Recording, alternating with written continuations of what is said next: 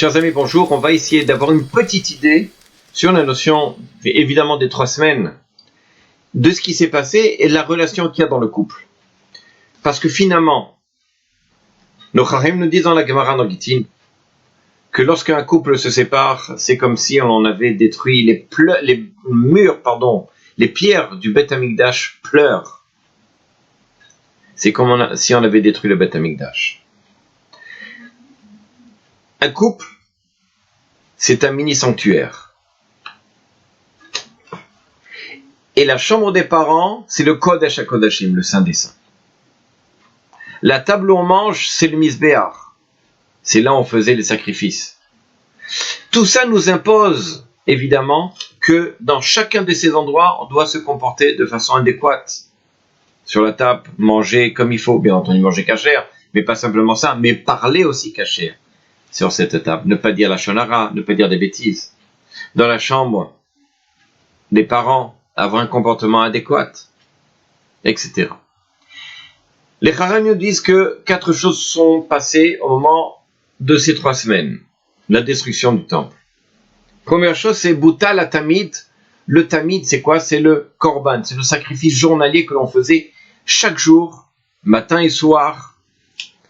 Au moment de la destruction du Beth Amikdash, au moment où les Romains, et avant les Grecs, et avant, etc., sont rentrés, ont provoqué l'annulation du Tamid, de ce Korban-là.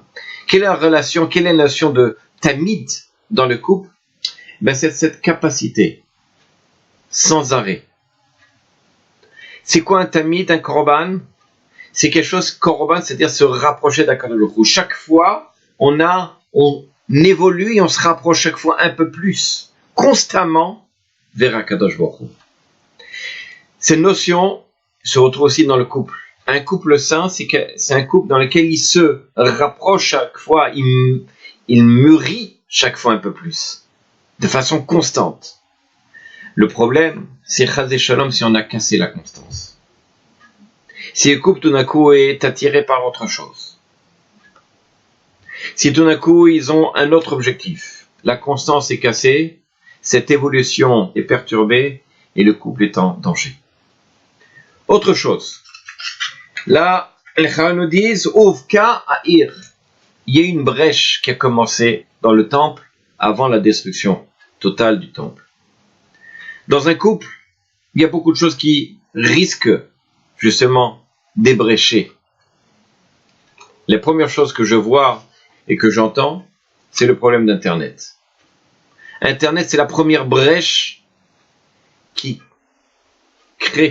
se crée dans un couple. Oh, combien de fois j'ai vu le mari ou la femme, au lieu d'être ensemble, d'être sur un écran. Au lieu d'être capable d'écouter ou de discuter, de se concentrer sur un écran.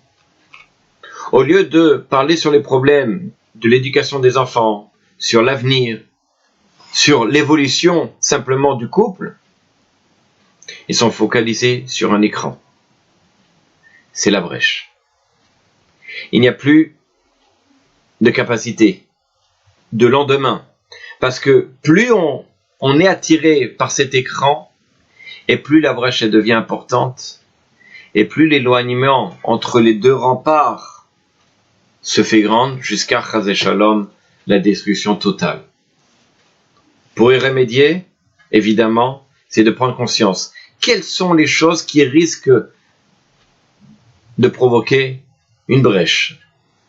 Ça peut être Internet, ça peut être les beaux-parents.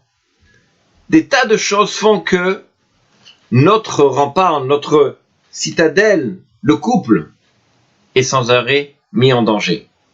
À nous, le mari ou la femme, d'être suffisamment fort pour comprendre cela, pour regarder au loin, voir ce qui risque de provoquer cette brèche et de faire tout pour empêcher ça. L'autre chose, nous dit Chachamim, Saraf apostropos et la Torah.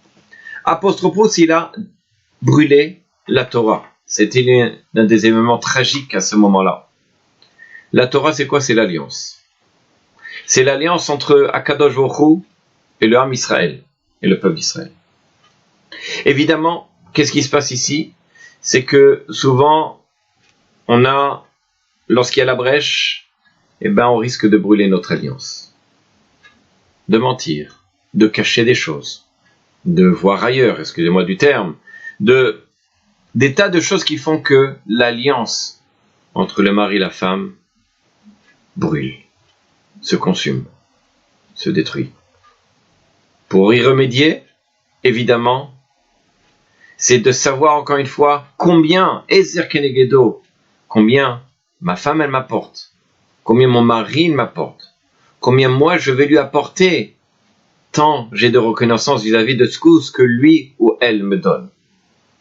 C'est une des, on va dire comme ça, des points importants qui nous permettraient, encore une fois, de colmater si Chazé Shalom y a une brèche. Dernière chose, Umad Tselem Baïchal, et alors à ce moment-là, il y a eu, entre autres, une idole qui était placée dans le temple, à cette période-là. Alors évidemment, une idole, ça veut dire quoi? C'est quelque chose qui fait que,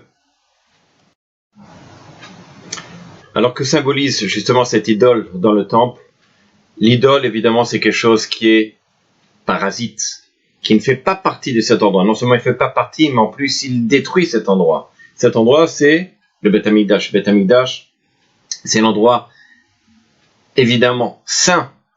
Dans un couple, évidemment, où l'on essaie de faire de telle sorte que le couple y soit saint dans le terme, si vous voulez, de la sainteté, mais aussi dans le respect mutuel, il y a parfois des parasites qui viennent et qui s'incrustent, et que parfois, soi-même, on les a implantés dedans.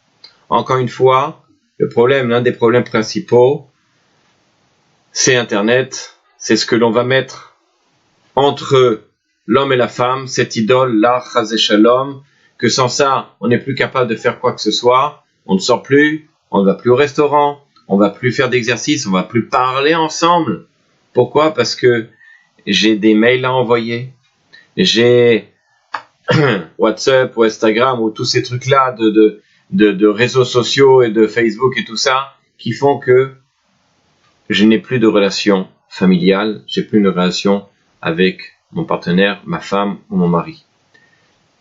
Ce sont ces quatre choses-là qui ont fait que le Beth Amikdash malheureusement est tombé dans les mains de ceux qui veulent nous détruire, faisant en sorte d'être prévoyants, de regarder au loin l'ennemi qui arrive et qui veut sans arrêt détruire nos remparts, celui de notre famille, celui de notre couple, et alors on sera capable et on sera suffisamment fort pour le faire partir et voire même le détruire. Et Bezrat Hashem, grâce à ça, les pierres du Beth Amikdash vont lentement se reconstruire et d'avoir enfin le Beth Amikdash reconstruit cette année. Amen, à bientôt.